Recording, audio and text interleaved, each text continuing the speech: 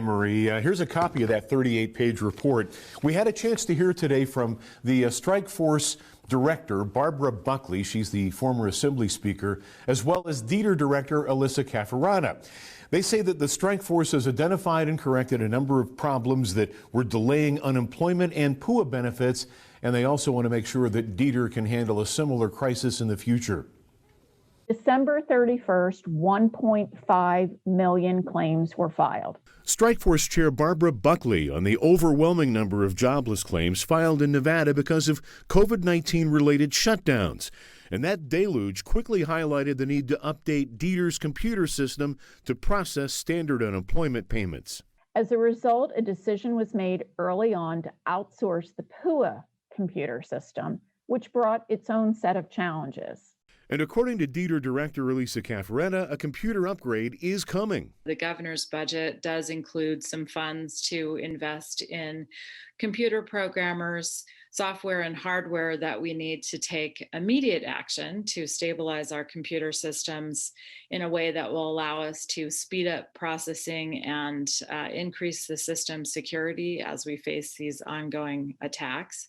Ongoing attacks including massive fraud, which also slowed down the payment process to legitimate claimants. Much has been said about fraud in the unemployment system, but to put it in some perspective, more applications have been filed than are people in the state's workforce.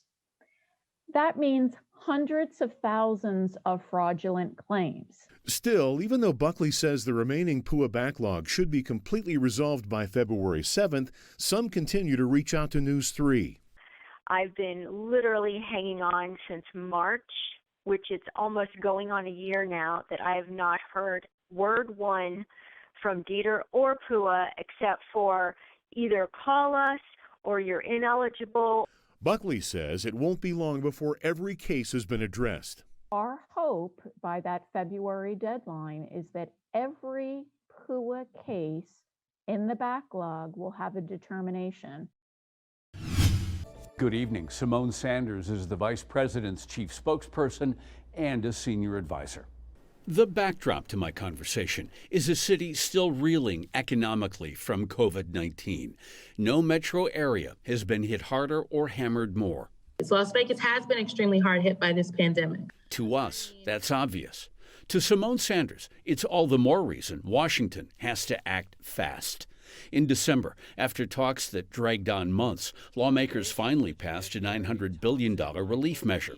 Now comes Joe Biden with a proposal that would spend $1.9 trillion more, which would include $1,400 payments to Americans, money for enhanced unemployment, rental assistance, and more vaccines and testing.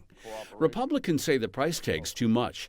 They say the relief needs to be more targeted, especially, they claim, since the $900 billion boost is just beginning. The package that was passed in December, now we know it's worse now. We know that package wasn't enough relief for families.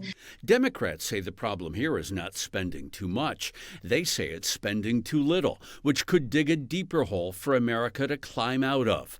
Negotiations are ongoing. Both the president and vice president have been directly engaging on those talks. The administration says help has to come fast. Unemployment relief in the last bill expires in March. We think this needs to happen urgently. We would love to see this happen within the next couple of weeks. The bill would also boost the minimum wage to $15 an hour. There are reports some parts of the bill, like the wage boost, could be dropped to get it passed. Sanders tells me the White House is not interested in splitting the bill up. Thursday night, the meeting starting off with pre-recorded public comments. What was on the mind of many local residents: mental health and safety. And as the friend of dozens of mothers and teachers of school-aged children who deal daily with the stress of firearm violence, including pandemic-exacerbated suicide, I urge you to pass the resolution.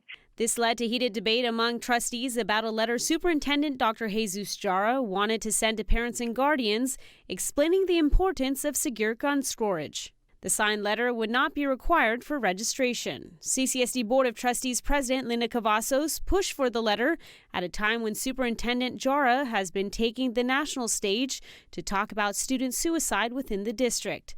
Since virtual learning started, nearly 20 CCSD students have taken their own lives. What we are doing here is not anything that is partisan. It is keeping students, teachers, and staff safe from the threat of gun violence. I don't necessarily think this is an effective strategy that will have any meaningful change in the system, and that responsible gun owners probably are already doing the things that we are mentioning. The board ended up voting 4-3 against the letter, but leaving the possibility of an updated approach in the future. Also Thursday night, community members weighing in on a new agreement between the local teachers union, CCEA, and the Clark County School District that modifies the pay of school psychologists. Many aspects impact retention of staff, such as our overwhelming caseloads, but a low salary compared to other school districts makes leaving CCSD for other higher paying positions far too tempting. The CCEA president saying more funding was needed even before the pandemic. For years, CCSD has had issues with recruiting and retaining psychologists, as well as other licensed personnel, like nurses and social workers. We must continue to work together to address the scarcity of our other licensed professionals, so I encourage you to support the CCEA MOA, as this is a critical step to address students' mental health needs. In Las Vegas, I'm Tiffany Lane reporting.